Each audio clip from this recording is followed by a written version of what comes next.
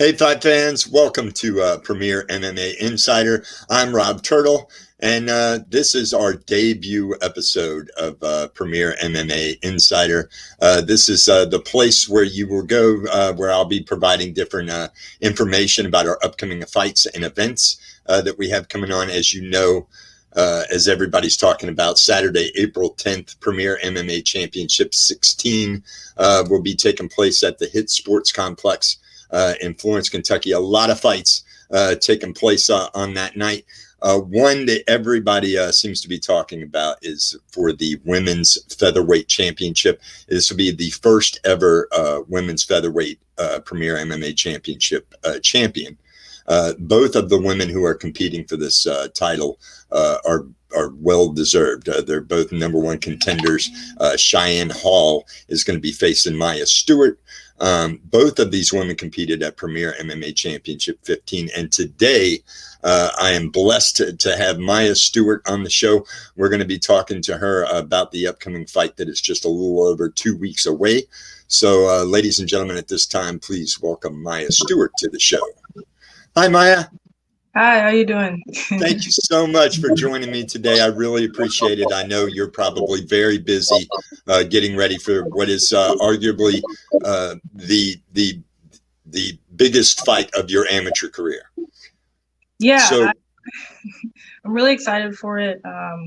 The training has been interesting leading up to it. So, yeah. Well, what do you mean by interesting? There are a lot of things that I've been working on in my game, and I've just been focusing on, those particular elements recently, and I'm kind of excited because I want to show them, show those things to you guys in my next fight. So we'll see how it goes. Well, in seeing your past performances, I've been very impressed. For those listening that don't know, the last time you competed was just a month or so ago at Premier MMA Championship 15, where you faced Sarah Cook, who is, as far as an amateur goes, she has a wealth of experience. Much more so than a lot of other amateurs. And she was coming off a very long layoff, which probably made her very hard for you to prepare for. She's been in there with a lot of killers, and then she takes some time off. You don't know how that was going to affect her performance or what she was going to bring to the table. But yet, when you met her at Premier MMA 15, you just seemed to, it was a very impressive performance. You were calm, you were composed. You didn't at any time seem like you were stressed in that fight. And you kind of just threw a clinic of things at Sarah. You were able to keep her at a distance where she wasn't really able to affect you in any way. Give me your thoughts on that fight. So this fight, first of all, it was a pleasure fighting Sarah. Sarah has fought some, girls that are currently in the UFC or who have been in the UFC and Invicta and shows like that. So I was really excited to fight her. And to be honest, the fact that she didn't have any recent footage or anything like that, I wasn't too worried about it, because one of the things I've been trying to work on is just worrying about my intentions in the fight rather than wondering what my opponent, will be doing. So that wasn't a huge factor for me, but that last fight, it was a goal of mine to just have fun, because a lot of times you go to these fights and you're just nervous and you're like, okay, I need to remember, what my coach told me and stuff like that. And I wanted to throw all of that out my head and just go in there it's not a sparring session, but just go in there and have fun, actually, performing. And it was the first time that I actually did enjoy fighting in the cage. So. Really? You look like, I was cage side that night, and it looked like you were having fun in there. That same night that you fought, your opponent on April 10th, Cheyenne Hall, also competed. I'm trying to remember, but I think her fight was before yours, so you were probably in the zone. Did you get a chance to watch the fight that night at that event, or did you see it after? I saw it afterwards. It was funny because like I'm waiting for my turn to come up, and I think there is like an intermission between the fights, or but she went out there and she came back, and I was like, did you not just go out to fight? That was quick. Like it was so funny because I was expecting to wait, 10 minutes or something, and it was over quickly. So I was like, wow, I need to see this after Yeah, we she won by first round knockout. yeah. She's also very deserving of this title shot. All of the people that you fought in Premier MMA Championship prior to this fight have been coming off of long layoffs and have had a ton of experience. Your first fight is Septian Johnson. She was a very, very tough opponent, and you dominated that fight as well. Now with this fight with Cheyenne Hall, have you had a chance to prep specifically for her, or again, are you just doing what you do? You plan on just sticking to what you do and not worrying about what she does? Yeah, Cheyenne, I've actually been trying to fight Cheyenne for quite a while. Like the whole year of 2020, we were trying to fight each other at different shows, and they just kept getting canceled. So it was a goal of mine to fight Cheyenne for quite a while, but I'm not focusing on her game. I'm just focusing on my game. So that's the plan. And now you finally get this fight against the opponent you've been wanting, and it's for the Premier MMA Championship featherweight title. What does that mean to you? Like, how exciting is that? It's it's exciting.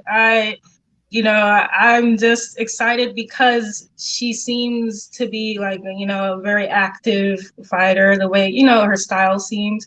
So I'm kind of excited for the action. And this is my first, well, it's not my first time doing a 5-round fight, but, there's a possibility of going into a 4th or 5th round. So that's something I want to get under my belt before I turn pro. Just getting that experience fighting longer rounds. Yeah, it's very smart to try to get as an amateur, but clearly you have aspirations of being a professional fighter. So you want to experience things now as an amateur rather than have that first time experience as a professional. Right. You do have one loss on your record. I personally didn't get to see that fight. I know it was a decision loss. Tell me a little bit about how that experience was for you. I'm sure it was disappointing, but it was a decision loss. So what did you take away from that? I took that's the only loss I need in my life because I needed that so badly. My first few fights, I won, and I won them mostly like in the first round. So I didn't get that time in the cage to kind of feel out my opponents and get that experience of like making split decisions, for an extended amount of time.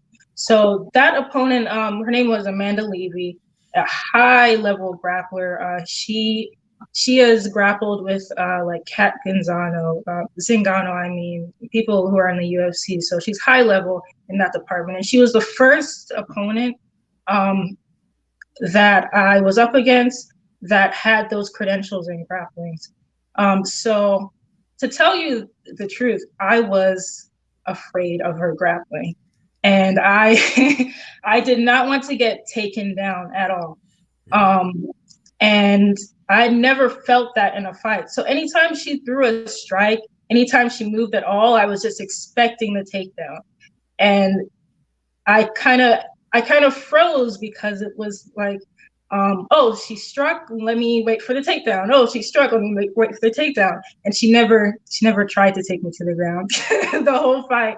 So you were kind of like overthinking things a little bit. Yeah.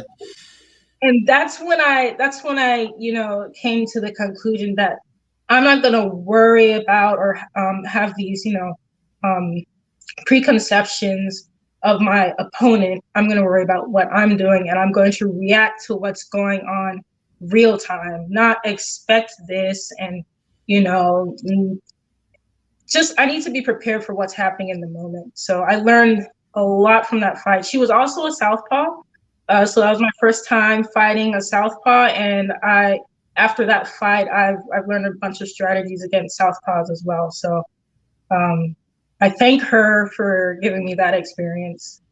Yeah, it sounds like it was a big learning experience for you in a lot of ways, and that's very important as an amateur.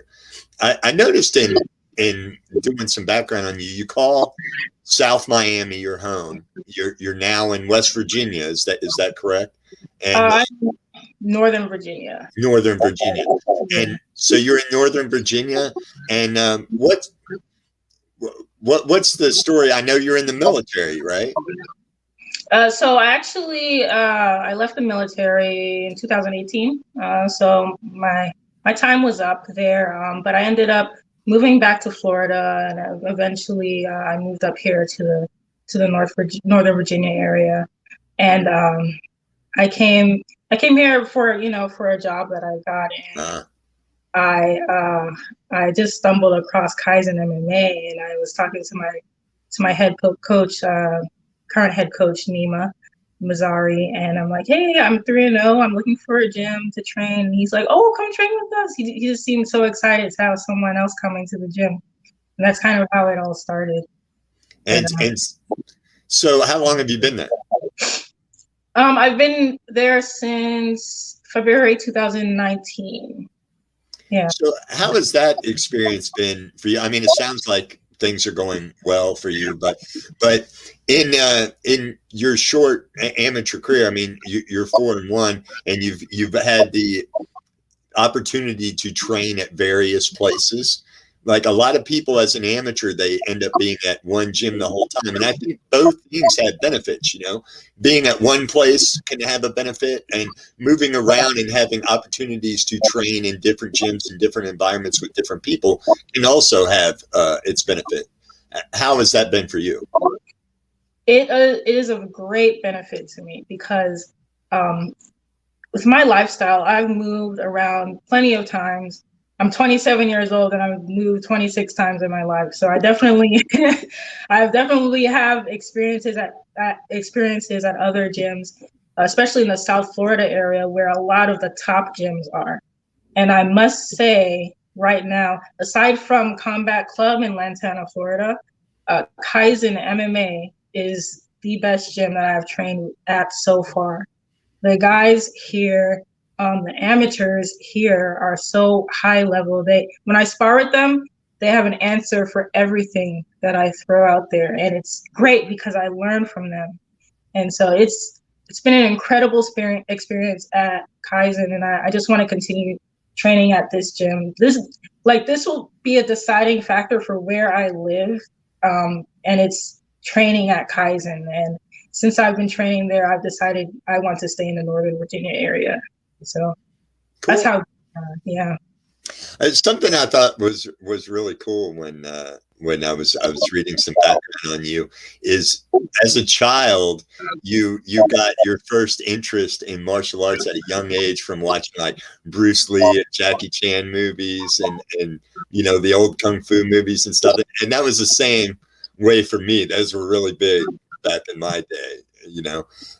But for somebody as young as you to be into those old martial arts movies, but you didn't start training in martial arts until you were 17 after watching some of the old UFC fights and stuff. And I noticed in a previous interview of yours that I watched that you were throwing up some old school names in women's martial arts, names like Shayna Baszler and Tara LaRosa, and people that fighters of your age may not remember as back then. So tell me a little bit about how you got introduced to mixed martial arts and how you started training when you were younger. Yeah, so when I was younger, a lot of my brothers, they would watch, in addition to like Bruce Lee and stuff, they'd watch like Dragon Ball Z. And you can see I'm a big anime fan. But I did not get to train in martial arts because of my family's financial situation, and also because I was so involved in academics as as a child and as a teenager, that wasn't something that I was pursuing at the time. So I kind of like, when I went to college, I kind of like snuck into the club, like, let me try this out, and it was a Taekwondo club at University of Miami that I first tried out. And when I tried it out, I fell in love. But that wasn't the first time I had the intent of training in martial arts. It was over the summer of right after my graduation from high school. That's when I saw like fights on YouTube. I knew nothing about MMA. I was just surfing YouTube and I saw like Anderson Silva and people like that. And I'm like, oh my God, what is this? Like their knockouts, his knockouts looked incredible. And then I saw like the famous Anthony Pettis knockout. And that's when I started looking and searching to see, hey, can a woman do this? And that's when I, came across like Gina Carano and Shayna Baszler and so on. And that's what really led me to my decision of looking for a club when I get to college so that I could start this martial arts thing. And I made that decision right there that this is something I want to do professionally. Like I wanted to make this, my livelihood. So that's how it started. So you come from a Taekwondo background. Did you compete in like point karate or anything like that before MMA or no? I did not. I didn't do a lot of competition outside of my Taekwondo training, just because of some of the ideals at that particular dojo, which was fine with me. It helped me hone my technique and so on. So it was just very technique based. It was Mudokwan Taekwondo, which is like a sub discipline of Taekwondo, which has elements similar to like Shotokan karate and Tang Sudo. So it's a little different than what you see in the traditional Olympic style Taekwondo. It's more, versed in getting form right and just the movements. So now, I'm with Premier MMA Championship, so this might sound a little out there, but you travel, you're all over the place, but yet you make the trip to Cincinnati multiple times to compete with Premier. Billy's always liked to put he's been an advocate for female fighters in the sport and trying to always make sure that we have one or two female fights on the fight card. Did that have anything to do with your decision to continually come up? What has your experience been like, making the trip to Cincinnati and competing? Because you've had stiff competition when you come in here. As opposed to, maybe fighting in your own backyard or something like that. You're coming to the greater Cincinnati area and you're fighting killers in their backyard and you're beating them. And you keep coming back. So what's the motivation there? I love fighting for you guys. Like the way Billy runs his promotion is so professional. He's professional himself. And it's just so smooth, the process. It's just a great experience. And then when I come here, when I come there, I feel like I'm welcomed with open arms, even, by the locals. And I love fighting for Premier. I love fighting. Billy's great to work with. You guys are great to work with. And I love the experience. So I hold no qualms about being in anyone's hometown or anything like that. I don't really think about that stuff. So, I appreciate you saying that. I'm sure Billy does as well. But you're a very exciting fighter to watch. So, the fans are going to react to that no matter where you come from. This fight coming up on April 10th between you and Cheyenne Hall, no bullshit. I'm legit. That is the fight I'm the most excited about on this fight card. And it's a stacked fight card because both of you are deserving of this title shot. It's also very exciting that you're going to be the first ever Premier MMA Championship featherweight champion. I know you've been looking forward to this fight for a long time. But Cheyenne is a very tough fighter, and I'm sure she's looking forward to it too. And I'm sure that this opportunity means as much to her as it does to you. Um, I know you talked a little bit about how excited you were for this fight, but how do you see this fight playing out? And do you have any words for Cheyenne? Going into this, as we're just a little over 2 weeks away. I have no idea how this fight will play out, but I'm always seeking the victory. I'm always seeking the finish. That's my number one priority. So that's gonna be my intention when I go in there on April 10th. And for Cheyenne Hall, it's a pleasure fighting you finally. Yeah, just good luck, Cheyenne, and wish you the best. And I'm gonna be doing my best in there. Yeah, just so you know, I am, and so the fans watching know, I am going to be interviewing Cheyenne later in the week. So they can look forward to seeing that interview as well. As I said, highly anticipated fight. I'm very excited for it, as are a lot of people. I look forward to seeing you guys that weekend. Let me ask you real quick, but before we go, how's like cutting weight for you? Like, has that process been good to you in the past, or for a lot of women, it's rough? And is fighting at 145, like, I don't know what you walk around at, but does that make things a little better for you?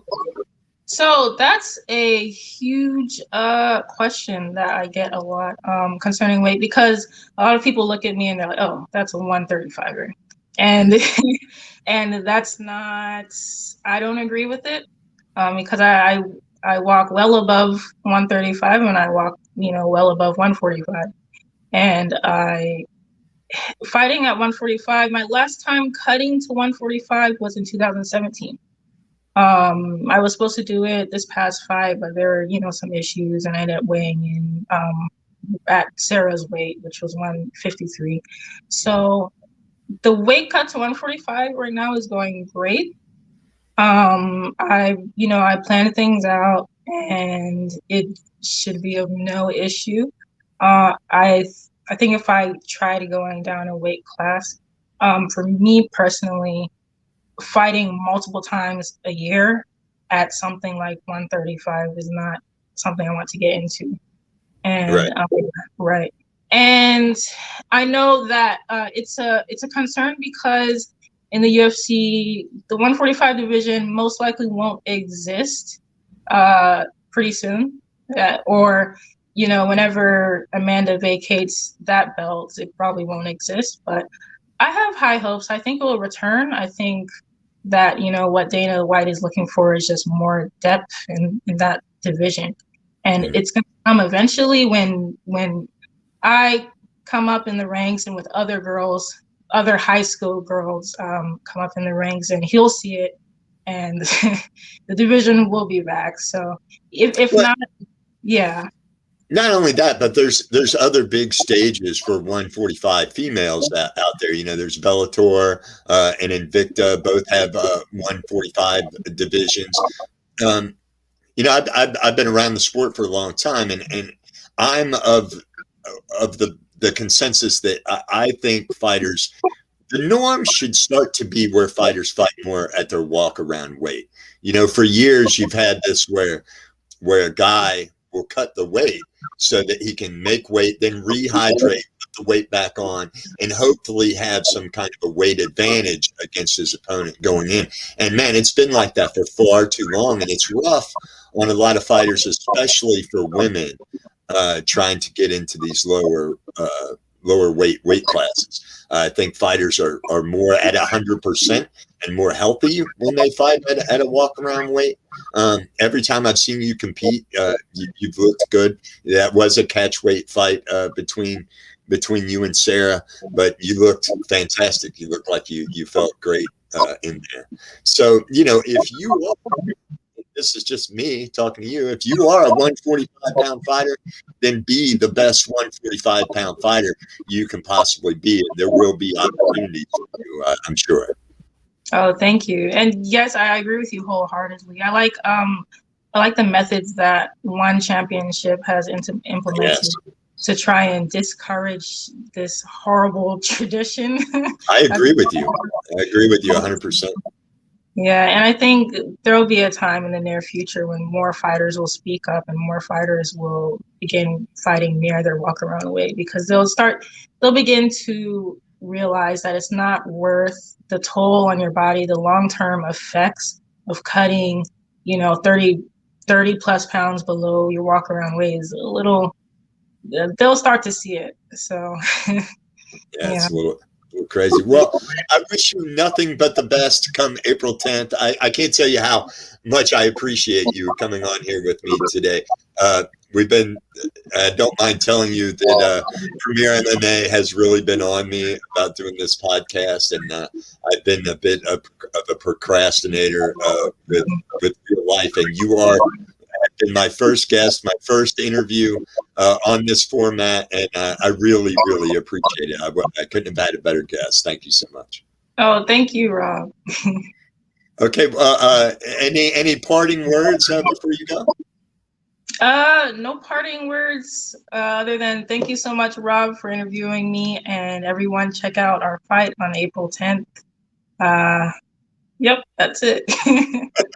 All right, thank you so much. We'll see you on Saturday, April 10th, Maya. Until then, thank you so much for coming on the show. Oh, thank you. Maya Stewart, everyone, and as I said, man, I'm legit excited for that fight. It's going to be taking place at the Hit Sports Complex in Covington, Kentucky. I got a little message there. I must have said Florence in the beginning of the podcast, and of course, the Hit Sports Complex is in Covington, Kentucky. This man, we just came back from COVID, over a year without doing a show. So many of the fighters that fight in the Midwest unable to fight during that time. Some of them unable to even train as they normally would, uh, during this pandemic.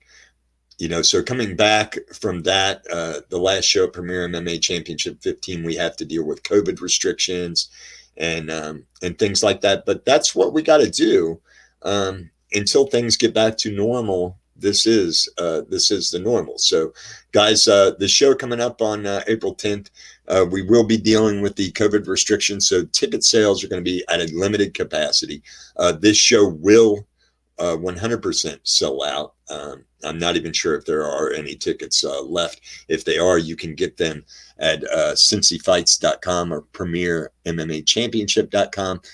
Go on there and get your seats if there's any available. But if not, you can watch Premier MMA Championship 16 live on Saturday, April 10th at 7:30 p.m. on Combat Sports Now. You can see that at the little thing at the bottom there. And, we have no problem with you purchasing the pay-per-view. We really appreciate it. A lot of people were telling us last show that they pulled it up on their smart TV, hung out with their friends, drank lots of beer, and cheered on their favorite fighter that way. This is going to be a stacked fight card.